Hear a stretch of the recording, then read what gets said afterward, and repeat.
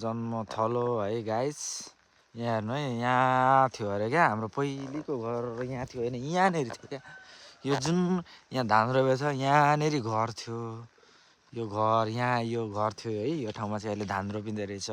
यहाँदेखि तलतिरपट्टि चाहिँ यो भागमा चाहिँ हाम्रो कटेरा थियो। यहाँ बाख्रा भैँसी गोरुहरू हामीले बान्थ्यौँ होइन गाइस। अनि अब हेर्नु यो रुखहरू सबै पहिलेकै रुखहरू हो। यहाँ आँगन थियो। ओ यो पर अलिकति पर चाहिँ टोयलेट थियो हाम्रो। यहाँनिर यहाँनिर टोयलेट थियो।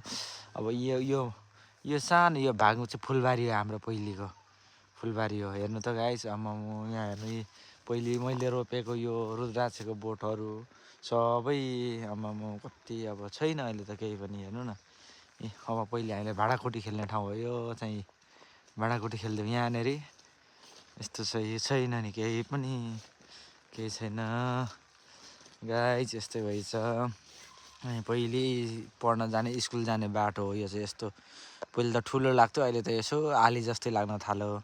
सानो भएछ, हामी ठुलो भएको हो कि बाटो सानो भएको हो त्यो चाहिँ अब खोइ थाहा भएन होइन। तर पहिलेको भन्दा जस मलाई सानो लाग्यो है बाटो। यही यो बाटो गतेको नवीन सबिन दाईहरू आएर यी दुध र के अरे मही बोकेर आउने ठाउँ यही हो। यहाँनिर आएर यसरी आएर यहाँ घर थियो। यो घरमा चाहिँ हामीलाई ल्याएर दिनुहुन्थ्यो है। यस्तै छ अब के गर्ने।